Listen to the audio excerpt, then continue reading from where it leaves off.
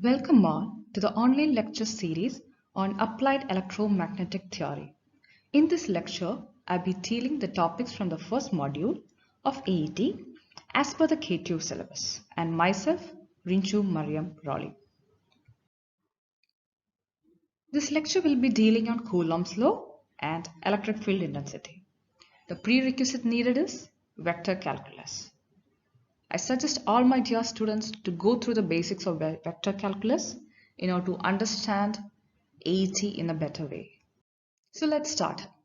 Let's look at the basics of applied electromagnetic theory. As we have already given you the basics, we already said that electromagnetics, it's all about the charges.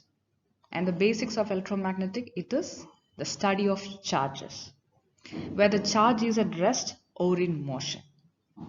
And the electromagnetic theory, it is mainly divided into three branches: electrostatics, magnetostatics, and electrodynamics. So first, we will look at the basics of electrostatics. We will learn the details of electrostatics, and then we will move on to magnetostatics and like that. So electrostatics, it's all about the study of charges at rest, or in short, it means there is no time variation. Electrostatic fields. Electrostatic field is produced by a static charge distribution. The electrostatics study about two fundamental laws, Coulomb's law and Gauss' law. Both the laws are based on experimental studies and they are interdependent. Coulomb's law is applicable in finding the electric field due to any charge distribution, whereas Gauss' law is used to find the electric field when charge distribution is symmetrical. Coulomb's law. In the first class, we already talked about Coulomb's law. So we know Coulomb's law deals with the force a point charge exerts on another point charge. So what is a point charge? It is a charge that is located on a body and whose dimensions are smaller than the other relevant dimensions. And what is the unit of charge? The charges are measured in coulombs. So charges can be positive or negative. So first look at our electron charge. First look at the electron charge. So what is the measure of electron charge? One electron charge is equal to 1.6. Now 2 into 10 raised to minus 19 coulombs. Then what is the total charge by capital N number of electrons? The total charge Q will be equal to N times the charge of a single electron. Then, how many number of electrons will be there to make up 1 coulomb? How many number of electrons are there in 1 coulomb charge? That will be equal to 6.258 into 10 raised to 18 electrons. How we got it? That is, a 1 electron charge is equal to 1.6 into 10 raised to minus 19 coulomb. That means in 1 coulomb you have 1 divided by 1.6, not 2 into 10 raised to minus 19. And that will result in this answer 6.258 into 10 raised to 18. Coulomb's law states that the force between 2 point charges Q1 and Q2 is along the line joining them. Q1 is one charge, Q2 is another charge. The force between them is along the line joining them. And it is directly proportional to the product of the charges. And it is inversely proportional to the square of the distance between them. Capital R is the distance between them. So mathematically, the statement can be written as F is equal to, where F represents the magnitude of force, that is equal to K into Q1 Q2 by R square, where K is the proportionality constant and it holds a value 9 into 10 raised to 9 meter per farads. It's also equal to 1 by 4 pi epsilon 0, where epsilon 0 is the permittivity in free space. So if the point charges q1 and q2 are located at points having position vector r1 and position vector r2, then the force on q2 due to q1 is notated as F12. And force is a vector, so it's represented in vector notation. Vector F12, that is equal to, as per Coulomb's law, we know the force between two charges is equal to 1 by 4 pi epsilon q1 q2 by r square, and the force is along the line joining them, the line joining the charges, that is a cap r12, where a cap r12 represents the unit vector, and r12, vector r12, that is the distance vector, that is equal to r2 minus r1, and the distance is same as the magnitude of the distance vector, and unit vector can be computed as the distance vector divided by the magnitude of distance vector, that is equal to r12 divided by r. Substituting the expression of unit vector a cap r12 in the first equation, this first equation can be rewritten as F12, that is the force on q2 due to q1 is equal to 1 by 4 pi epsilon q1 q2 by r cube into vector r12. That means we just substituted for the unit vector, that is r12 by r. So this r square will r, that makes this r cube, and we have got this radial vector coming up in the numerator. So this can also be written as q1 q2. What is this distance vector r12? That is same as r2 minus r1. So we have the numerator coming as r2 minus r1 divided by 4 pi epsilon 0, and r, that is the distance, that is the magnitude of r12. So r cube is same as magnitude of r2 minus r1, the r cube. So this is how we find the force on a charge q2 due to another charge q1. So as shown in this figure, the force on q1 due to q2 is given by the vector F21, and that's equal to the magnitude of F12, and it is along the direction R21. That is means it is from 2 to 1. It is in this direction. Okay, this direction. And we have F21 is equal to minus of F12 because the unit vectors, they are opposite to each other. Okay, that is R12 and R21, they are opposite to each other. So we have a cap R21 is equal to minus of a cap R12, and that makes the force, they have same magnitude but they are in two different directions. If both the forces are, if both Q1 and Q2, if they are positive, considering if both Q1 and Q2 positive, then we know the charges will repel. Okay, that's why we have like this, F21 in this direction and F12 in this direction. And if both the charges are negative, then that also there will be a repulsive force. So like charges will repel and unlike charges attract.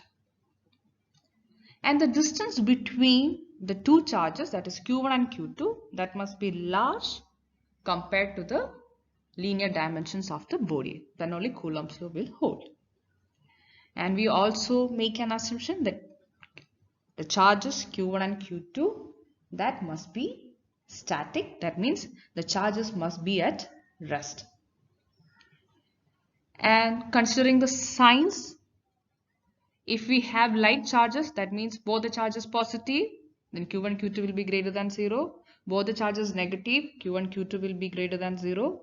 And if the charges are unlike, that means one positive and another one negative, then Q1 Q2, that will result in negative. So the sign of the charges has to be taken into account for the force equation. If we have more than 2 point charges, then we can use the principle of superposition to determine the force on a particular charge. So the principle states that if there are n charges q1, q2, qn located respectively at the points r1, r2, r3, etc. rn, the resultant force F on a charge q located at a point with a position vector r is a vector sum of forces exerted on q by each of the charges q1, q2 up to qn. So the resultant force on charge q by the n number of charges around them is equal to F is equal to q1 into r minus r1 divided by 4 pi epsilon 0 magnitude of r minus r1 the whole cube. So this is the force on charge q by a point charge q1 plus the force on charge q by the charge q2 is equal to 1 by 4 pi epsilon 0 q2 into r minus r2 by magnitude of r minus r2 the whole cube plus etc. The force exerted on q by the charge q1 is equal to q1 r minus rn by 4 pi epsilon 0 r minus rn the whole cube. So this equation, this can be written in a simplified manner like F is equal to q by 4 pi epsilon 0 summation k varying from 1 to n qk r minus rk divided by magnitude of r minus rk the whole cube. Let me now introduce the new concept, electric field intensity. I have already mentioned about electric field intensity in the previous lectures. Electric field intensity is also called electric field strength, represented by the letter E. It is a force that a unit positive charge experiences when it is placed in an electric field. Or in other words, electric field strength is the force per unit charge when placed in the electric field. And it is obvious the direction of electric field is in the direction of the force, and it is measured in newtons per coulomb or it is measured in volts per meter.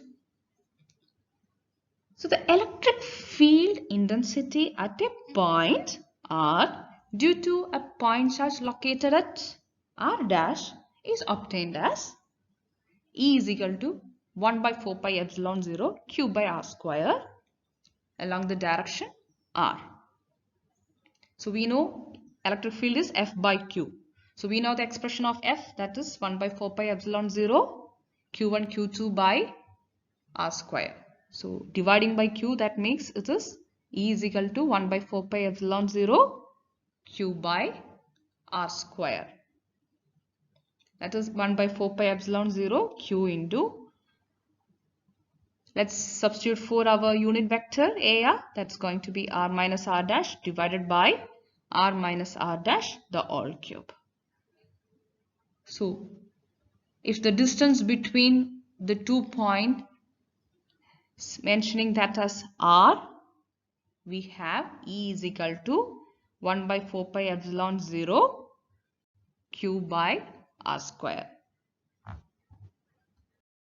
For n number of point charges q1, q2 up to qn located at position r1, r2 and rn, the electric field intensity at a point R is given by electric field intensity E is equal to q1 into r minus r1 divided by 4 pi epsilon 0 magnitude of r minus r1 the whole cube plus q2 into r minus r2 by 4 pi epsilon 0 r minus r2 the whole cube plus etc. q1 into r minus rn by 4 pi epsilon 0 r minus rn the whole cube. So this equation can be simplified and we can write it as 1 by 4 pi epsilon 0 summation varying from 1 to n qk r minus rk divided by magnitude of r minus rk, the all cube. So now let's apply what we learned in today's lecture, and let's take one problem. Point charges 1 millicoulomb and minus 2 millicoulomb are located at 3, 2, minus 1 and minus 1, minus 1, 4 respectively. So 3, 2, minus 1 is the position of 1 millicoulomb and minus 1, minus 4 is the position of minus 2 millicoulomb. Calculate the electric force on a 10 nanocoulomb charge located at 0, 3, 1 and the electric field intensity at that point. At which point? At the point 0, 3, 1. So this is the task that we have. We have to find the electric force on a 10 nanocoulomb due to the charges 1 millicoulomb and minus 2 millicoulomb. So let's start. First thing, the resultant force F is equal to summation 1 to 2 QQK divided by 4 pi epsilon 0 R square AR. So Q by 4 pi epsilon 0, that's a common term, so I'm taking it here. That's equal to Q by 4 pi epsilon 0. Within brackets, what we have? This K can take two values, 1 and 2. So we have Q1 and this can be Q2 also. So first let's consider K is equal to 1 case. We have Q1 into R minus R1 divided by R minus R1 the whole cube. So it is Q1, its value is 1 millicoulomb. R minus R1. What is R? That is the position of 10 nanocoulomb. That is 031. 031 minus R1. That is 32 minus 1. Divided by magnitude of R minus R1. That is magnitude of 031 minus 32 minus 1 whole cube. So that is for K is equal to 1. Plus the equation for K equal to 2. When K is equal to 2, we have Q2 into R minus R2 divided by magnitude of R minus R2 the whole cube. I am not mentioning Q by 4 pi epsilon 0 because I have already considered it as a common term. So Q2, its value is minus 2 millicoulomb. So we have minus 2 millicoulomb into R minus R2 divided by magnitude of R minus R2 the whole cube. So that's equal to, let's substitute for Q. What is Q? 10 nanocoulomb. Okay, 10 nanocoulomb divided by 4 pi epsilon 0. 4 pi epsilon 0. So magnitude of this, you know, to find the magnitude, and when you substitute, you will get the answer as the force, the resultant force is equal to minus 6.507 AX minus 3.817 AY plus 7.506 AZ millinewtons, where AX is a unit vector along X direction, AY is a unit vector along Y direction, and AZ is a unit vector along Z axis or Z direction. So right now we have computed the resultant force on a 10 nanocoulomb because of two another charges, 1 millicoulomb and minus 2 millicoulomb. So we have got one more task to complete. What is the electric field intensity at the point 031? So we know electric field E is equal to F by Q. So that's equal to what? The force is equal to minus 6.507 AX minus 3.817 AY plus 7.506 AZ. So that is what I'm writing in the coordinate form. That is minus 6.507 minus 3.817 and 7.506 divided by Q. At this location we have the charge 10 nanocoulomb. So that is divided by 10 nanocoulomb. And a force, it has got the unit millinewtons. So here we have 10 raised to minus 3. And when you simplify it, you get it like minus 650.7 AX minus 381.7 AY plus 950.6 AZ kilovolts per meter. So we applied Coulomb's law and we learn how to find the resultant force on one charge because of another n number of charges, and we also learn to find the electric field intensity at some point. So here is one homework problem for you. Compute. We have two charges, 5 nanocoulomb and minus 2 nanocoulomb. Positions are 204 and minus 305. You have to compute the force on a 1 nanocoulomb charge. The position of 1 nanocoulomb is 1 minus 37.